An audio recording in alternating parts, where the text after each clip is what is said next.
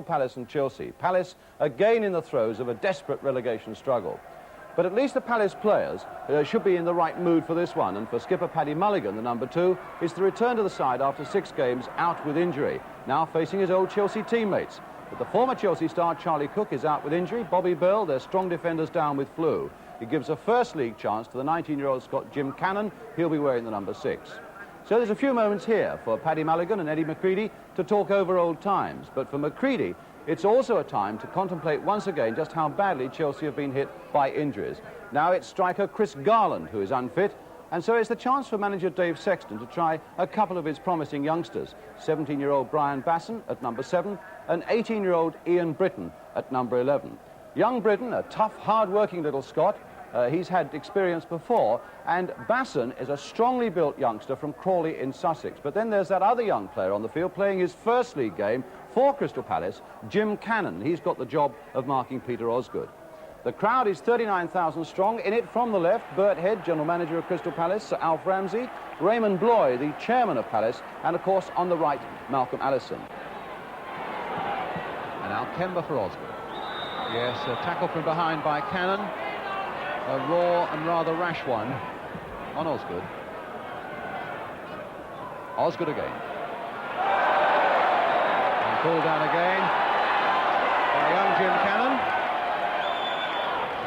And the referee taking him across about the first 10 minutes of his career, and Cannon is going to be booked. The 19-year-old Scot playing his first league game for Crystal Palace. And I wonder what Malcolm Allison thinks about that. Raymond Bloy, the chairman, on his right, and on his right, of course, Sir Alf Ramsey. And Bert Head, the general manager. It's Philip who gets there first. Taylor taking no chances and nodding it behind for another corner.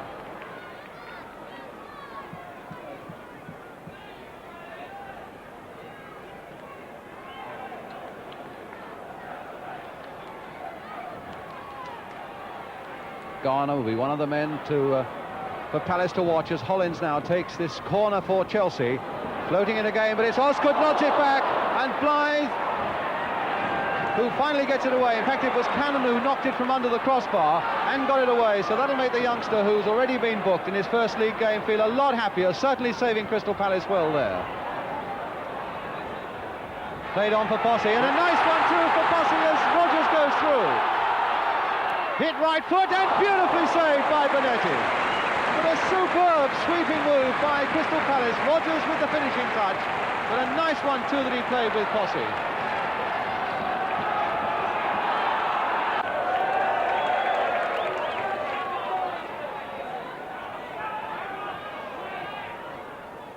Payne. And now Mulligan. Well, Hinton nodding that straight to Philip, and it's still not away yet. Hinchelwood with it now. Philip letting another one fly, and deflection and a goal! Oh, it's a goal! 1-0 to Palace. Philip was the man who let it go. That's pleased the crowd. Philip really let it go. There was a deflection to put it wide of Bonetti and high into the corner of the goal, and it's 1-0 to Crystal Palace, with 29 minutes gone. And Chelsea get the corner on the far side. They want to take a short one, and Tony Taylor is making absolutely sure that Chelsea are properly marked at the short corner. Hinton still lurking there, though. A low-driven one again. McCreadie hoped to get to it, and Philip getting it away to Posse. And now for Rodgers. Harris is screaming back to try and stop Rodgers, and Rodgers is on his way. Played now for Whittle, and straight at Bonetti. Another beautiful move by Crystal Palace. Exciting to watch, and deadly dangerous to face for Chelsea. Osgood. Hollins. Chipped on for Kemba, and Jackson again in control of it. Don Rodgers. Recovered to find Mulligan. First time now for Payne. Forward into the middle, Posse and Whittle both going for it, and it's Whittle who collects. Oh, a bad challenge there by Harris, leaving his thigh there. The professional foul, and Harris getting quite a talking to from referee Wallace. Whittle had no chance of getting past that tackle. So Palace get a free kick. Blythe has sneaked up on this near side. Benetti looking for the ball. And the referee insisting that that Chelsea wall goes back the full and required 10 yards. It's with Rodgers again, the delicate little chip this time. A cannon! Oh, Cannon got it! Well, and he deserves it. Most certainly he deserves it. He's played superbly in his first league game in defence. He had his name taken almost before the game had started. He's marked Osgood well, and now from that free kick, delicately chipped in by Don Rodgers, Cannon is there to make it 2-0. 10 minutes of the second half gone. Posse. Whittle.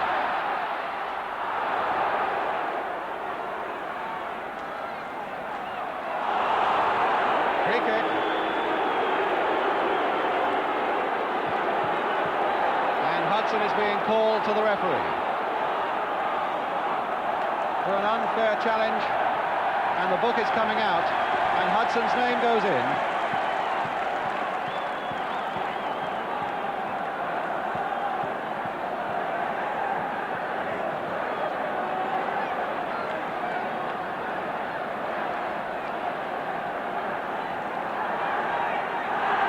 Well, the foul's against Alan Whittle. Palace now looking for another free kick that might lead to something. Hudson was told in no uncertain terms any more nonsense and he'd be off, because the referee was pointing in that direction of the dressing rooms as the free kick comes across again. And once more, Cannon was right in there, and Benetti forced at the very last from Jim Cannon to turn that ball over the crossbar.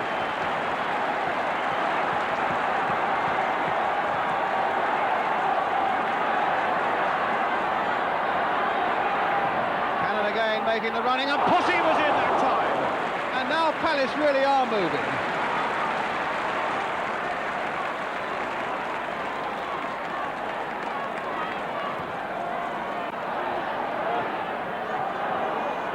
Basson going away, chased by Taylor, quite content to give away the corner.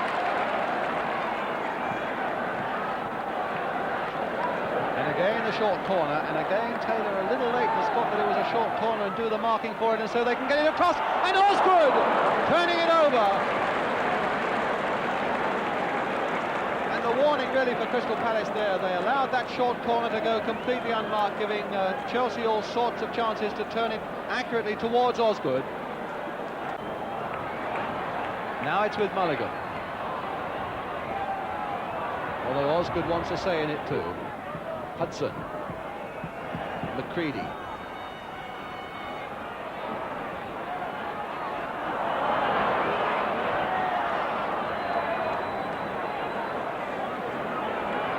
I don't know whether the whistle's gone. The players don't seem to know, and the referee decides that the game goes on. And now it's through for Whittle. Now, is that number 3? No!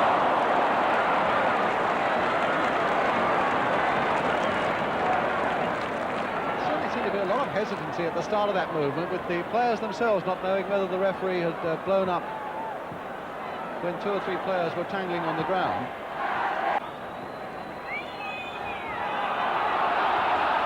Rodgers again. Taylor still in possession with Rodgers now. Played now for Hinchelwood. Posse a little too firmly for Posse, but Mulligan can follow it in.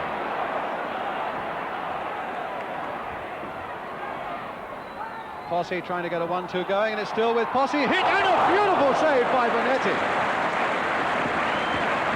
So a corner to Palace, and Posse, certainly not an easy chance. A volley that really brought out the very best in this fellow, Peter Benetti. Rodgers now with the corner for Crystal Palace. They're all going in, and Hinchelwood couldn't quite get to it. I thought Cannon would might be get to it, but now Phillip. They are fighting for everything, Palace. And Posse is in there, and he's a fraction past. And Whittle and Osgood were hustling and bustling each other there as well.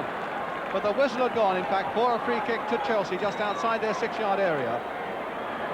And it could be the first time that Crystal Palace have beaten another London side in a league game since they came into the First Division. And Malcolm Allison goes away as the final whistle goes. And so far, so good for him. And 2 precious points, of course, for Crystal Palace.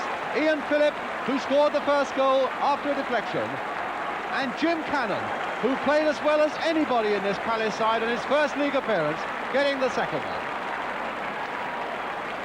So Palace at last have beaten another London side in a First Division League game after 31 attempts. Well, Malcolm, a lot of pressure, even for you. How did you react to it? Well, it's been rather hectic since Friday morning until about 7 o'clock last night. Now you brought me in here again this morning. I think you're trying to kill me. But it has been really, really hectic, and I was really exhausted last night. I just got home and just lay down on the bed and fell fast asleep. Like many footballers, you generally use Saturday night to celebrate. Was that the quietest one you've had for a few years? It was the quietest Saturday for 20 years, Jim. So no champagne even for that victory? Had a couple of bottles. In your sleep. What about the future of Crystal Palace? If Chelsea fans have just forgiven me, we're not mentioning you this week because it is rather Crystal Palace's week. But Crystal Palace's future? Well, I think that what I saw yesterday, I was very pleased. The players were happy after the match, and I think they were rejuvenated after their victory. And I think we'll get down to work this week, and we'll sort out any small problems we have and get out of trouble. What about those 2 points yesterday? The best 2 points I've ever earned in my life.